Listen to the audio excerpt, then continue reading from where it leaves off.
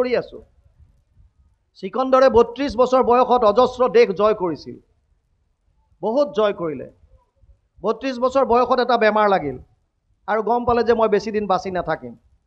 পাত্ৰ মন্ত্ৰীসকলক মাতি কৈছে যে মোৰ হাত দুটা কবৰৰ বাহিৰত উলিয়াই থবা মৃত্যুৰ পাছত। কৈছে আমাৰ এনেকুৱাতো মুছলমান সম্প্ৰদায়ত নিয়ম নাই, এজন মানুহৰ মৃত্যু হ'লে কবৰৰ বাহিৰত হাত দুটা উলিয়াই থোৱাৰ। কিন্তু মহাৰাজ আপুনি এনেকুৱা কিয় কৰিব বিচাৰিছে?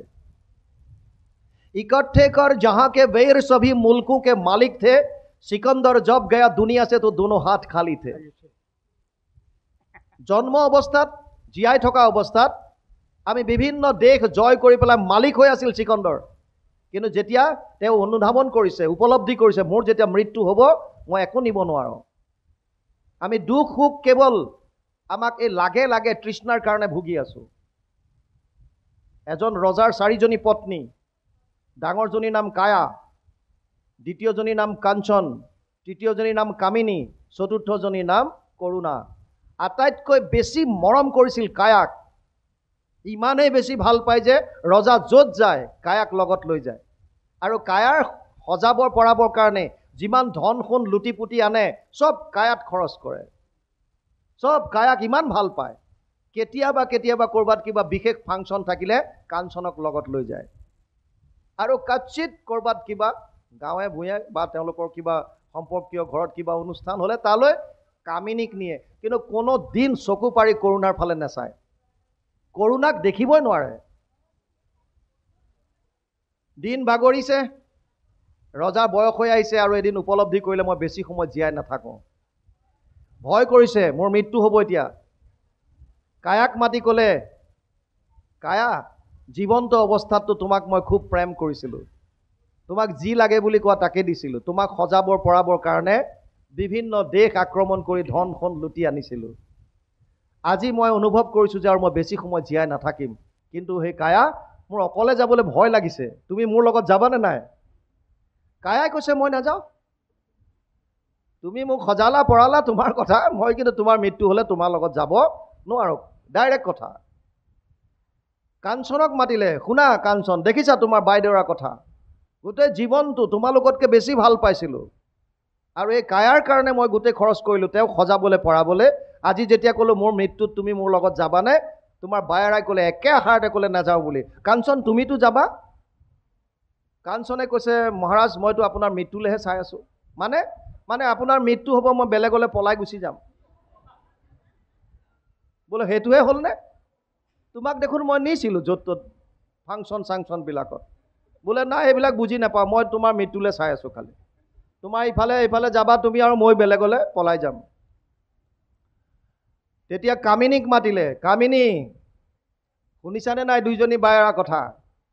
এই দুজনীক মই ইমান মৰম কৰিছিলোঁ, তোমাতকৈ বেছি কৰিছিলোঁ, কিন্তু আজি তেওঁলোকে মোক ডাইৰেক্ট মানা কৰিলে। কামিনী তুমি নিশ্চয় মোৰ লগত যাবা? কৈছে যাম, কিন্তু শ্মশানলৈকেহে যাম।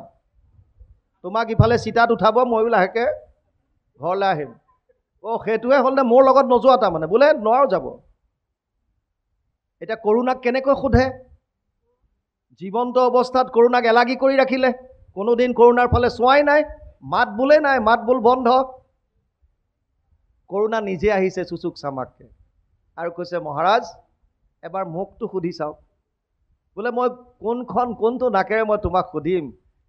মোৰতো লাজ এটা আছে, তোমাক মই জীৱন্ত অৱস্থাত কোনোদিন ভালকৈ মাত এষাৰ দি নাপালোঁ, আৰু এতিয়া মই কেনেকৈ সুধিম তোমাক যে মোৰ লগত যাবানে বুলি? কৰুণাই কৈছে মহাৰাজ আপুনি মোক নুসুধিব পাৰে, মোক নাচাব পাৰে, নামাতিব পাৰে, কিন্তু মই আপোনাক কথা দিছোঁ আপোনাৰ লগত মই যাম, মইহে যাম আপোনাৰ লগত। তেতিয়াহ'লে কোন এই কায়া, কোন এই কৰুণা, কোন এই কাঞ্চন, কোন এই কামিনী? কায়া হৈছে আমাৰ শৰীৰটো। এই শৰীৰটো সজাবৰ পৰাবৰ কাৰণেই আমি বিভিন্ন সময়ত অনীতিৰ দ্বাৰা, দুৰ্নীতিৰ দ্বাৰা ধন টকা পইচা সংগ্ৰহ কৰি আনিছোঁ, কেৱল এই শৰীৰটোক সুখ দিবৰ কাৰণে। মৃত্যুৰ সময়ত ই আমাৰ লগত নাযায়, ইয়াতে পৰি থাকিব। ইয়াৰ তিনিটাই শেষ অৱস্থা বুলি কৈছে, বিষ্ঠা, পলু আৰু ছাই। যদি পেলাই দিয়ে পোক পৰুৱা জীৱ জন্তুৱে খাই পেলাই বিষ্ঠা কৰি উলিয়াই দিব, যদি পুতি থয় পলু হ'ব, যদি জ্বলাই দিয়ে ছাই হ'ব। গতিকে কায়া শৰীৰটো, কাঞ্চন হৈছে আমাৰ সা সম্পত্তি, ধন সোণ। কাঞ্চনৰ শব্দটো সোণ, অলংকাৰ। কাঞ্চনে কৈছে মই তোমাৰ মৃত্যুলৈ চাই আছো, মাত্ৰ মৃত্যু হোৱাৰ লগে লগে বেলেগলৈ পলাই যাম।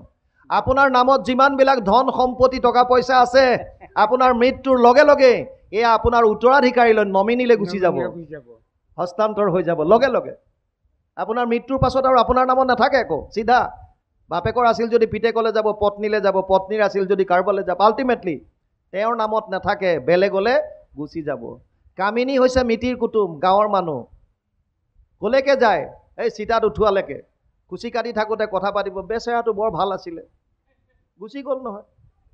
আৰু ঘৰলৈ আহি ক'ব, হেৰা শুনিছানে, চাহত অকণ চেনি বেছিকৈ দিবা, আজি 3-4 ঘণ্টা হ'ল তাত থকা, একাপ চাহ খাবলৈ পোৱা নাই, চেছ, হয়তো দুখ তাতে খতম, চেছ। সেয়া দেখুৱাই পেলাই মানুহক দেখুৱাই অকণমান ইচি চাচাজ কৰিলে চেছ, কোনো কাৰো লগত নোৱাৰে সংগ দিব।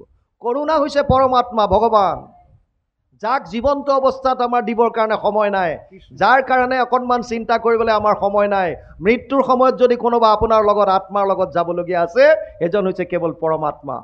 আপুনি জীৱন্ত, আপুনি জীৱ হিচাপে বিষ্ঠাৰ গৰ্তত গৈ কীট পতংগ নহওক কিয়, পৰমাত্মা তাতো আপোনাৰ লগত থাকিব। আত্মাক কেতিয়াও নেৰা যদি কোনোবা আছে, এজন হৈছে ভগৱান কৃষ্ণ। কোনো মুহূৰ্তত ক'তো নেৰে। সমস্ত ভূতত ব্যাপী আছো মই হৰি, সবাকো মানিবা তুমি বিষ্ণু বুদ্ধি কৰি। সেইকাৰণে লিখিছে গুৰুজনাই, প্ৰতিটো প্ৰাণীত ভগৱান কৃষ্ণ বিৰাজমান হৈ আছে। আৰু সেই কৰোণাই আমাক মৃত্যুৰ সময়তো এৰি নিদিয়ে, আমাৰ লগত থাকে, আত্মাৰ লগত থাকে, য'ত যায় ত'ত যাব। গতিকে এইবিলাক দুখ সুখ ইত্যাদি এইবিলাকৰ চিন্তাত পৰি আমাৰ কোনো লাভ নাই। কাৰণ যেনেকৈ আমি দুখ নিবিচৰাকৈ দুখ আহিছে, সুখ নিবিচৰাকৈ সুখ আহিব। এইটোক লৈ পেলাই আকে লাগি যত্ন কৰিবে নালাগে, বিচাৰি দেখিও মনে। ইয়ালৈকে গৈছে কৃষ্ণ। ইৰাম কেৱল সেয়াই ব্যৰ্থ হৈ মাত্ৰ, পৰম দুখ পাৱে, সেই মত শ্ৰম কৰিলে জানিবা, একোৱে সুখ নাপাৱে। মুকুন্দ পদক যিটো জনে ভজে, যেন মতে সুখী হয়, একোৱে উপায় সীমত কৰিয়া, নুহিকে সুখী নিশ্চয়। ঘোৰ সংসাৰক যাৱে নত পাৱে, শৰীৰ সুদৃঢ় থাকে, ভগৱন্ত পদ সেৱা কৰিবাক, লাগে যত্ন কৰিবাকে। পুৰুষৰ আয়ু শতেক বৎসৰ, অৰ্ধেক নিদ্ৰাত যাই, কিছু ফল নাই ৰাত্ৰিত শয়ন, কৰিয়া থাকে সদায়। বালক কালৰ পৰা জানা যায়, বিংশতি বৰিষ মানে, নানা কিৰাৰত নুগুচে মনত, পুৰুষে তাক নজানে।